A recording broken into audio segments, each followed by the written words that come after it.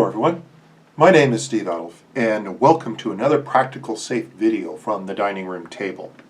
In this installment we're going to be looking at the program board, which is the big visible information radiator that we create during PI planning and then use to help facilitate the execution of the PI after that.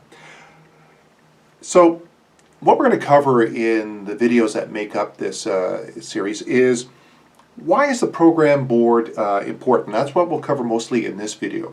In the next video, part 2, we'll look at how do you build the program board and use the program board during PI planning.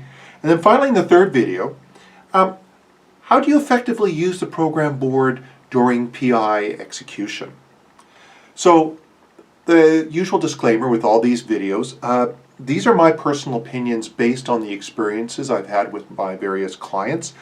They don't necessarily represent the views of Scaled Agile nor that of my employer. And while you may gain some insight into SAFE, this really is not intended to be exam preparation material. So the program board is one of the two outputs that come out of PI planning.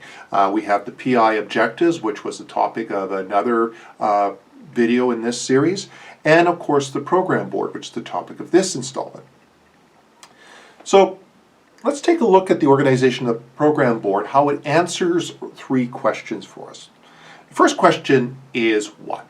It describes for us the milestones. In this case, you can see here we have a milestone, and then we have these features, and also the dependencies those features may have. So that's one of the questions the program board answers for us.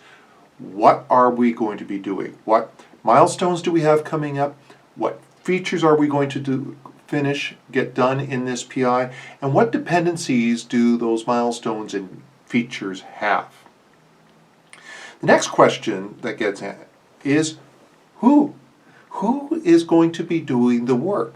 And so in this case you can see we have the teams are usually listed on the y-axis of the program board, and then of course the wins. In which iteration is the work going to get done, or the work expected to be done?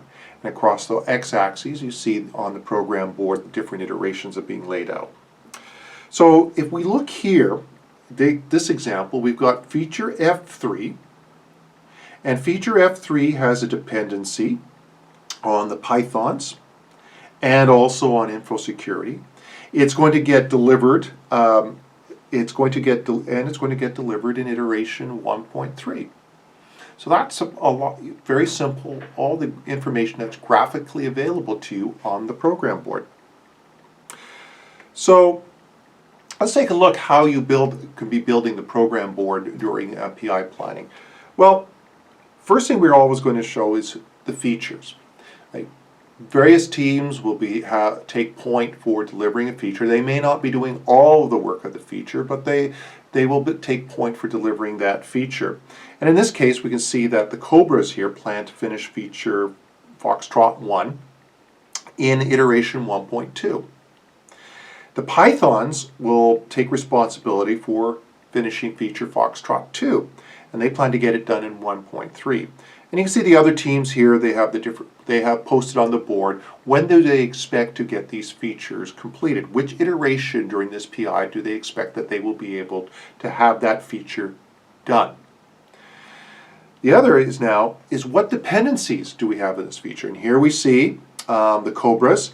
They've indicated that Foxtrot 1 has a dependency on the Anacondas, and that the Anacondas will be able to resolve that dependency in iteration 1.1. They also have another dependency on the Pythons.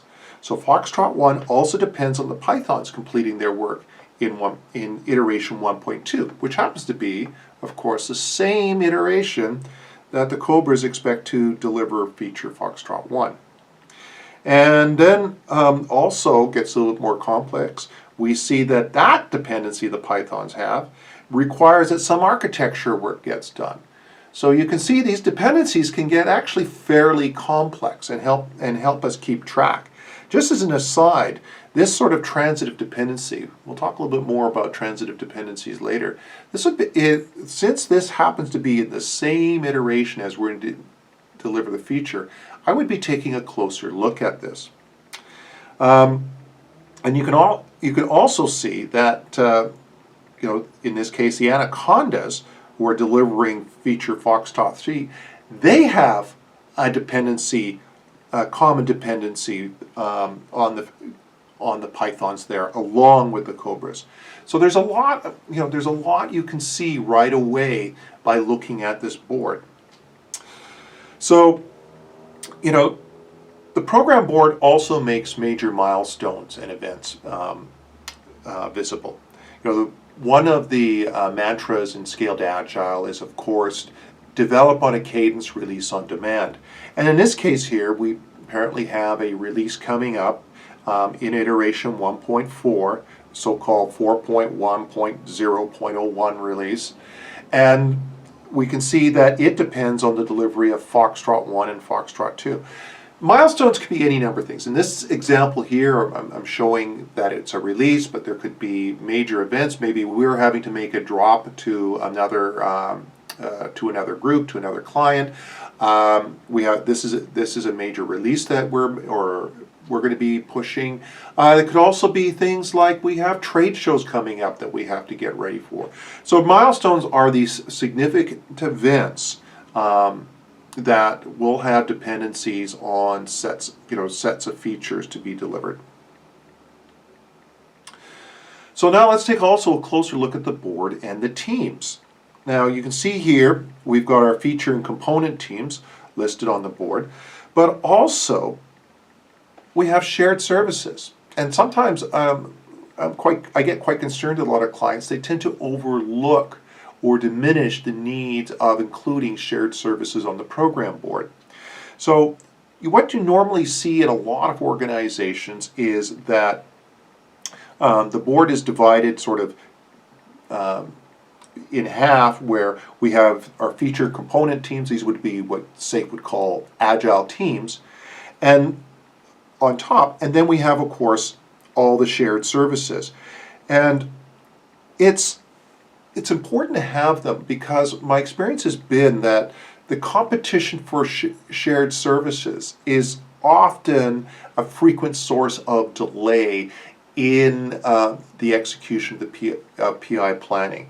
So you can see here, for example, we've got one member of the Cobras. He's asking our architecture lead here, do they have time to do an evaluation or give them help?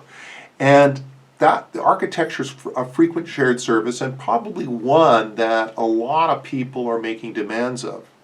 So what the board helps during PI planning is to, one, manage the demand for service from those shared services, because otherwise it can become a constraint and a source of delay during the execution of the PI. So in part 2, we're going to talk more about how to build the board, and also how the process of building the board helps us manage these conflicts and ensures we have a good balance between the demand for work and our capacity to do that work. So, thank you.